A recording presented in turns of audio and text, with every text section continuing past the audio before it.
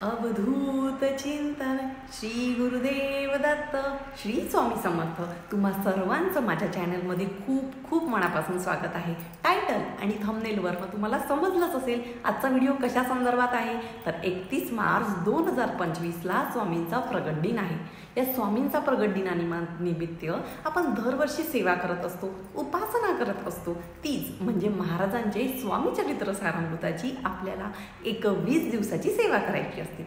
आता आजची तारीख आहे 3 मार्च आणि आपल्याला 11 मार्च पासून 31 मार्च पर्यंत आपल्याला ही सेवा करायची आहे।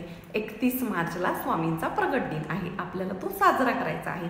आता स्वामींचा प्रगट दिनानिमित्त ही अतिशय उच्च कोटीची सेवा आहे। माझ्या सगळ्या महिला भगिनींनो दरवर्षी करत असतात। तर आता ही सेवा कशी करायची, काय करायचं, त्या संदर्भात आजचा व्हिडिओ आहे। कृपा करून महिलांनो व्हिडिओ संपूर्ण बघा की जेणेकरून तुम्हाला तुमच्या सगळ्या प्रश्नांची उत्तरे मिळतील।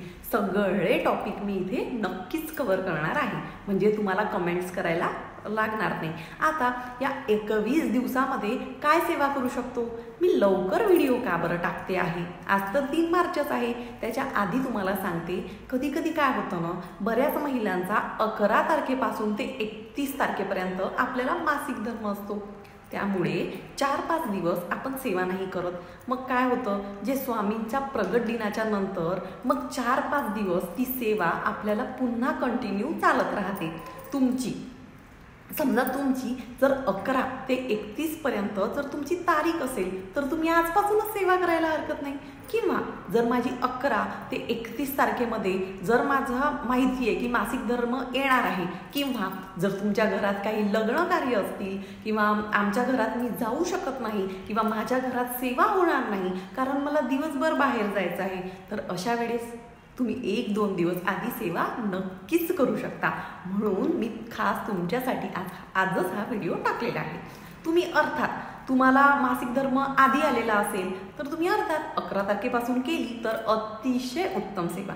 तर सेवा करताना आपल्याला संकल्पयुक्त सेवा करायची आहे। आता आपल्याला संकल्प करायचा आहे मैत्रिणींनो, कशासाठी, जर तुमच्या आयुष्यात काही संकट चालू आहे, मानसिक त्रास आहे, शारीरिक कष्ट आहे, कुठल्याही अशक्य कोटी अशा गोष्टी तुमच्या आयुष्यात घडत असेल, म्हणजे ते नोकरी असो, नोकरी संदर्भात असो, मुलं बाळ होत नाही, किंवा अजून काही बऱ्याच जणांच्या अडचणी असतात, कुणाच्या लग्न संबंधित अडचणी असतात, मनासारखा जोडीदार मिळावा।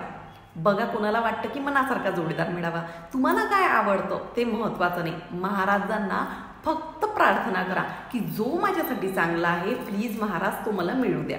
तर अशा, किंवा कोणाचं तुमचं घर होत नाही, असंख्य समस्या चाललेल्या असतात। जर तुमच्या आयुष्यात अशा चालल्या असतील तर ही सेवा तुम्ही आवर्जून करा, आणि ज्यांचं सगळं काही सुरळीत आहे त्यांनी सुद्धा ही सेवा करा। तर आता सेवा कशी करायची ते तुम्हाला सांगते। ज्यांचे 108 स्वामी चरित्र सारामृताचे सध्या पारायण चालू आहे त्यांना 21 परत ॲड करायची गरज नाही, कारण तुम्ही ऑलरेडी 108 करत आहे, तर 21 ॲड तुम्हाला करायचे नाही। तर 11 गुरुवार चालू आहे, बरेच जणांचे 11 गुरुवार चालू आहे, आणि ज्यांना 21 स्वामी चरित्र सारामृत सुद्धा 21 दिवसाची सेवा करायची आहे त्यांनी गुरुवारी 2 अध्याय वाचायची, 2 पाठ करायची। मग एकदा एक गुरुवारचा अध्याय आणि जो 21चा आहे तो पाठ वेगळा करायचा असतो, हा पाठ वेगळा असतो। म्हणून सांगते कारण 3 गुरुवार येणार आहे, 3 गुरुवार मग 6 वेळा तुम्हाला ते वाचावं लागेल। ज्यांचं जमत नाही त्यांनी 2 दिवस आधी सुरुवात करा की जेणेकरून तुमचे ते होईल। आता संकल्प करताना फक्त तुम्हाला अखंड शब्द वापरायचा अजिबात नाही आहे। तुम्हाला आदल्या दिवशी जा, केंद्रात जा, मठात जा, मंदिरात जा, नारळ, खडी, साखर ठेवा। घरात ही ज्यांच्याकडे केंद्र, मठ, मंदिर नाही आहे त्यांनी घरात संकल्प केला तरी चालेल, ज्यांच्याकडे आहे त्यांनी पण नारळ, खडी, साखर ठेवून घरात संकल्प करायचा असतो। संकल्प मी अगदी शॉर्टकटमध्ये सांगते। पाणी घ्या, त्यामध्ये फूल घ्या, अक्षता घ्या, महाराजांना तुमचं नाव, गोत्र, कशासाठी तुम्ही ही सेवा करत आहात हे सगळं तुम्हाला सांगायचं आहे, बस बाकी काहीच नाही सांगायचं। एवढं सांगितलं तरी तुमचं काम पूर्ण होणारच, म्हणजे होणारच। हे झालं संकल्प. तुम्ही संकल्प करताना मी अखंड स्वामी चरित्र सारामृताचे 21 दिवसाची सेवा करेल असं अजिबात बोलू नका. फक्त महाराज मी प्रगट दिनापर्यंत 21 स्वामी चरित्र सारामृताची सेवा करेल. आता मी अखंड शब्द का वापरू नको हे म्हणाली ते पण तुम्हाला सांगते. कधी कधी ज्यांचे 2 गुरुवार आहेत, ज्यांना गुरुवार आहे त्यांना 2दा वाचणं शक्य होणार नाही. मग त्यांना एक दिवस ते वाचलं तरी एखादा दिवस गॅप येऊ शकते. तुम्हाला कुठेतरी अचानक जावं लागू शकते, तुम्हाला लग्नाला जायचं आहे, काहीतरी कार्यक्रम आहे, तो 1 दिवस गॅप आला तरी चालते. थोडक्यात काय, स्वामी चरित्र सारामृत तुम्हाला कंप्लीट करायचं आहेच. आता कमेंट एकदा एका दिवसात 2 वाचलं तर चालेल का? हरकत नाही, तुमची इच्छा, जसं तुम्हाला जमेल तसं तुम्ही करू शकता. आता सेवा सांगते. सेवा तुम्हाला काय करायची आहे? आता स्वामी चरित्र सारामृत तुम्हाला 21 पाठ करायचे आहे. ज्यांना स्वामी चरित्र सारामृत 21 पाठ करणं शक्य होत नाही त्यांनी 21 दिवस रोज 11 वेळा तारक मंत्र म्हणायचा आहे. तारक मंत्र कसा म्हणायचा आहे तो तुम्हाला सगळ्यांना माहितीच आहे. एक ग्लास घ्या, त्यावर असा हात ठेवायचा आहे, रोज 11 वेळा तुम्हाला तारक मंत्र म्हणायचा आहे. त्याचं तीर्थ तुम्हाला प्राशन करायचं आहे.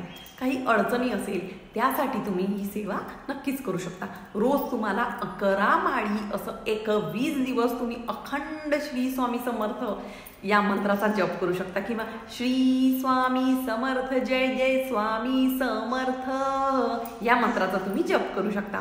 लक्षात घ्या, या 3ही सेवा केल्या तर अतिशय उत्तम, नाही तर स्वामी चरित्र सारामृताचं तुम्ही पारायण करू शकता.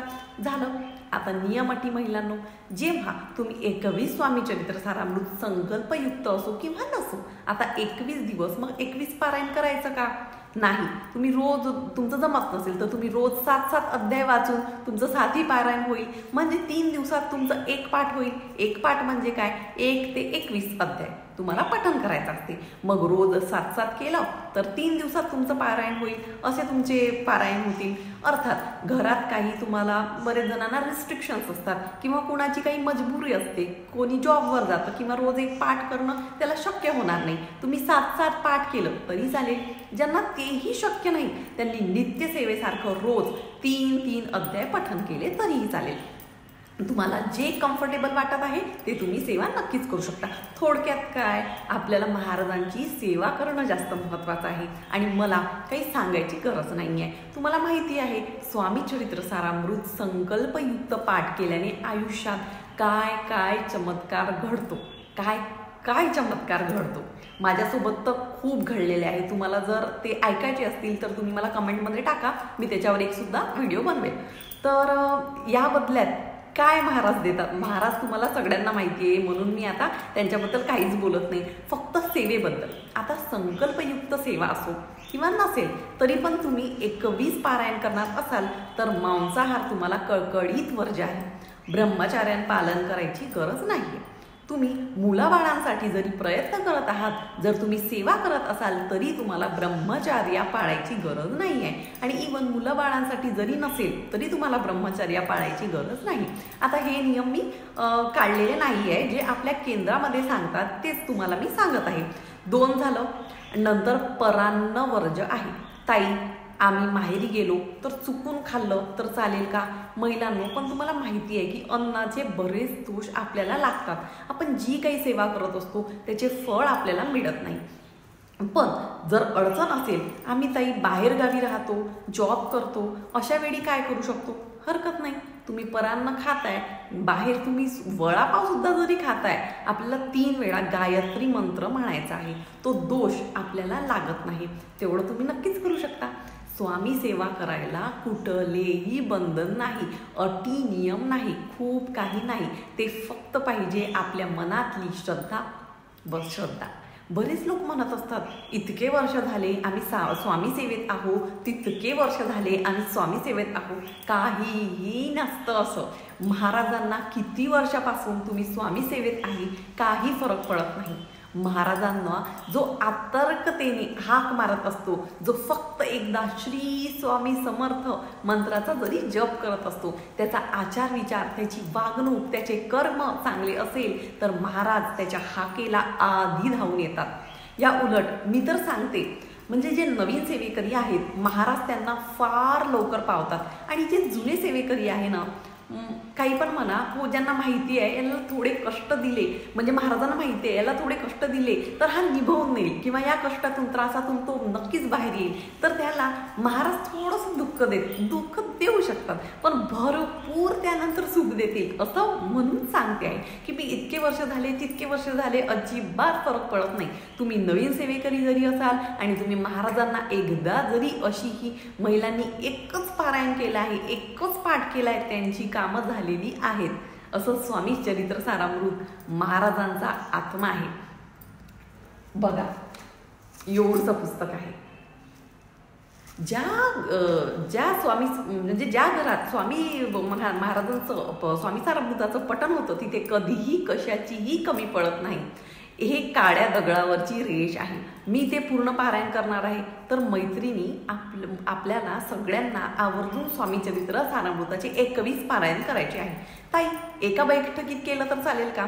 बघा शक्य असेल तर एकाच बैठकीत करा, एक बैठकीत करा. ज्यांना नाही शक्य होत त्यांनी काय करायचं, तर त्यांनी थोडं स्किप करून, अर्थात तुम्हाला छोटे मुलं बाळ आहेत, घरात लोक येतात, यांना वाढून दे त्यांना वाढून दे, याला चहा दे त्याला पाणी दे, बरेचदा कोणी सांगून येत नाही, अशा वेळी सुद्धा तुम्ही पारायण नक्कीच करू शकता. महाराजांच्या सेवेला अजिबात घाबरू नका. महाराज काहीही करणार नाही. महाराज फक्त बघत असतात की माझा भक्त माझ्यासाठी काय करतो. हे महाराजांना तुमच्याकडे तुम्ही काय खाता, तुम्ही काय देता, तुम्ही त्यांना कसं ठेवता, त्यांना काहीही फरक पडत नाही. त्यांना फक्त महाराजांना आपला वेळ हवा आहे. जर महाराजांना खूप काही मागत असताना थोडासा वेळ महाराजांना नक्की द्या मैत्रिणींनो. आयुष्य खूप बदलेल, तुमचं खूप जास्त आयुष्य बदलेल. महाराजांनी सगळ्यांना भरभरून दिलेलं आहे आणि अजूनही महाराज देत राहणार आहे, यात काहीही शंका नाही. आता ज्या मैत्रिणींकडे हे स्वामी चरित्र सारामृत ग्रंथ नाही, हा स्वामी चरित्र सारामृत ग्रंथ नाही, आता सांगते त्यांना. अर्थात हा ग्रंथ अगदी छोटासा आहे. जे 21 किंवा 1 पारायण करत असतात त्यांच्यासाठी हा ग्रंथ आहे आणि हा काही असा छोटा आहे, म्हणजे पावत नाही असं अजिबात नाही. हा तेवढाच प्रभावी आहे. ज्यांना हा ग्रंथ केंद्राजवळ तुम्हाला नक्कीच घ्या. आपल्याला केंद्रात मिळत असेल तर लवकर जाऊन तुम्ही केंद्रातून घेऊन या. आपल्याला 21 दिवसांची महाराजांची ही उच्च कोटीची सेवा करायची आहे. माझ्या प्रत्येक महिलेच्या घरात आजही ती दुःखात असेल, ती त्रासात असेल, मी तिला सांगेल हे सगळं काही दुःख सोड. त्या सगळ्या दुःखांना सांग की बघ आता माझे महाराज येणार आहे तुझा भेद बघायला, म्हणून दुःखापासून तू लांबच ठेवा. त्या दुःखाला हे 21 स्वामी चरित्र सारामृत पारायण करा. हे दुःख, ते संकट असे महाराज त्यांच्या पाठी लागतील ना छडी घेऊन की ते कुठे जातील तुम्हाला समजणार पण नाही. म्हणून ही सेवा खूप महत्त्वाची आहे. आवर्जून कृपया करून ही सेवा करा. कुठलेही बंधन नाही आहे.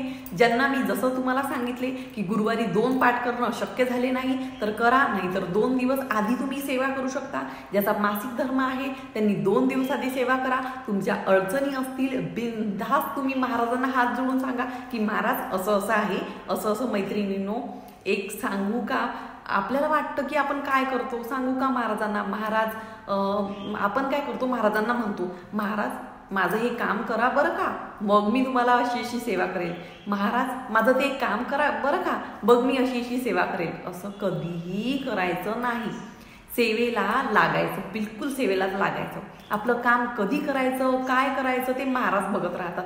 म्हणून देवाला नवस करतो, महाराज मी तुमचे 108 पारायण करेल, माझं असं काम होऊ द्या. मग आपण काय करतो, कामाची वाट बघत बसतो. मग आपण ते काम झालं की सेवा करत नाही. तर सेवा करत असं नाही करायचं. आधी सेवा करायची, मनापासून सेवा करायची, मग महाराजांकडे मागायचं. आणि मी परत एकदा सांगेन, जरी तुम्हाला दुःख असेल, संकट असेल, तुम्ही मागा महाराजांकडे, पण 1 वर्ष काहीही न मागता सेवा करा. काहीच नाही, स्वामी चरित्र सारामृत झालं की हात जोडायचं, मुजरा करायचा, धन्यवाद स्वामी, थँक्यू स्वामी, जे काही दिलं हे त्यासाठी धन्यवाद एवढं नक्की बोलायचं. आयुष्यात तुम्हाला खरं सांगते, कधी काही कशाचीच मागायची तुम्हाला गरज पडणार नाही, कधीच नाही. तुम्हाला कधीच महाराजांचं काहीच मागायची गरज पडणार नाही. एवढा प्रभावी आहे हा मंत्र. महाराज सगळ्यांना भरभरून देतात, पण कधी वेळ आल्याशिवाय कर्माचा भोग आहे तो थोडासा तर भोगावा लागेल ना. सगळ्यांना भोगावा लागलेला आहे, सगळ्यांना, अगदी तुमच्यापासून तर माझ्यापर्यंत सगळ्यांना त्या कर्माचा भोग भोगावा लागतात. जेवढी जास्त सेवा कराल ना तेवढं जास्त चांगलं होईल, हा अनुभव आहे, म्हणून सांगते आहे. तर चला सेवेला लागा.